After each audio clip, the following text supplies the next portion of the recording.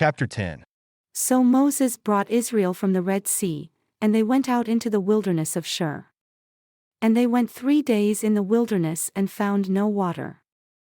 And when they came to Marah, they could not drink of the waters of Marah, for they were bitter, therefore the name of it was called Marah. And the people murmured against Moses, saying, What shall we drink? And he cried unto the Lord, and the Lord showed him a tree which, when he had cast into the waters were made sweet.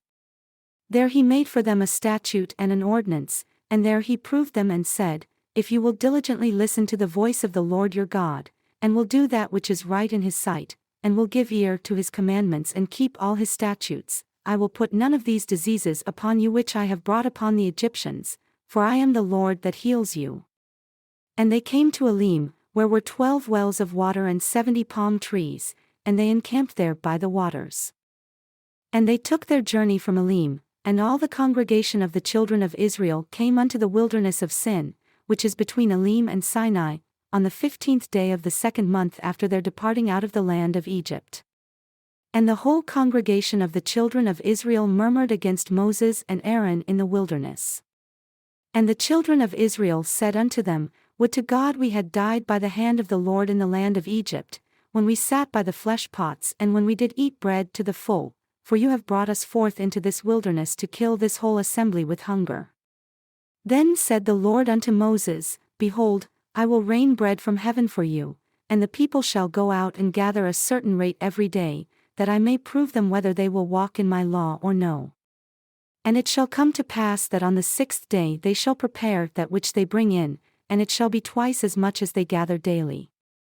And Moses and Aaron said unto all the children of Israel, At evening, then you shall know that the Lord has brought you out from the land of Egypt, and in the morning, then you shall see the glory of the Lord, for he hears your murmurings against the Lord. And what are we that you murmur against us?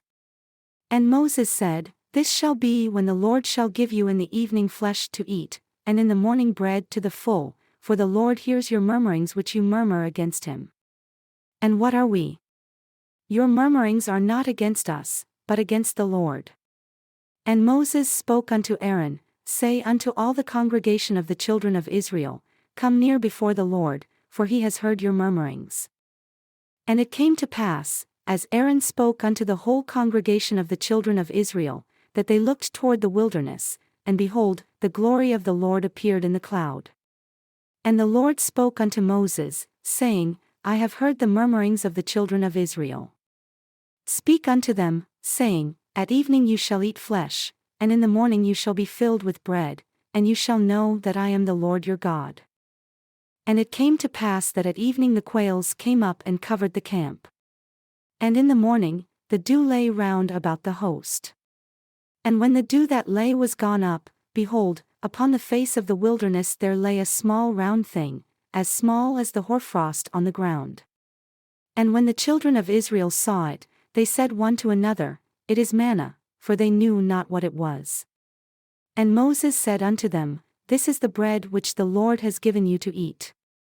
This is the thing which the Lord has commanded, gather of it every man according to his eating, an omer for every man, according to the number of your persons, take every man for them who are in his tents. And the children of Israel did so and gathered, some more, some less. And when they did meet it with an omer, he that gathered much had nothing over, and he that gathered little had no lack, they gathered every man according to his eating. And Moses said, Let no man leave of it until the morning. Notwithstanding, they listened not unto Moses, but some of them left of it until the morning, and it bred worms and stank, and Moses was angry with them. And they gathered it every morning, every man according to his eating. And when the sun waxed hot, it melted. And it came to pass that on the 6th day they gathered twice as much bread, 2 omers for one man, and all the rulers of the congregation came and told Moses.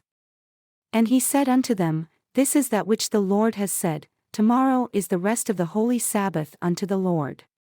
Bake that which you will bake today, and boil that which you will boil, and that which remains over, lay up for you to be kept until the morning.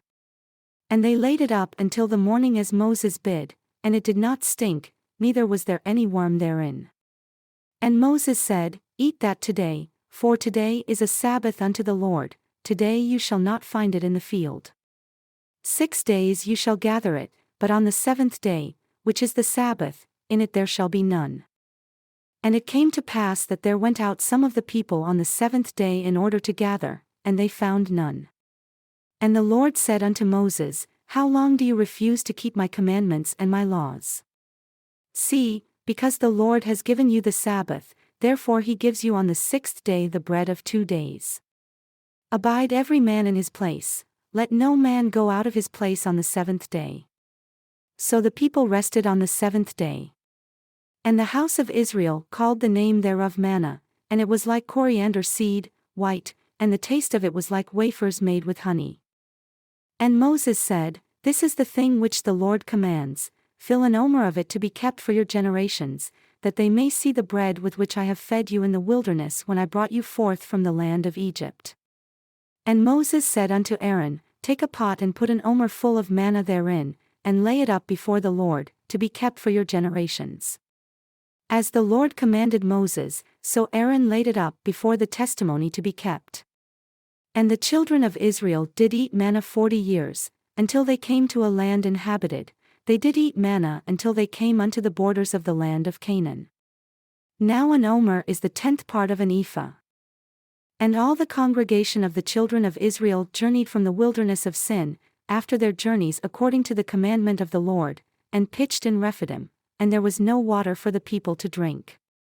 Wherefore, the people did chide with Moses and said, Give us water that we may drink. And Moses said unto them, Why do you chide with me? Why do you test the Lord? And the people thirsted there for water, and the people murmured against Moses and said, Why is this that you have brought us up out of Egypt to kill us, and our children, and our cattle with thirst? And Moses cried unto the Lord, saying, What shall I do unto this people?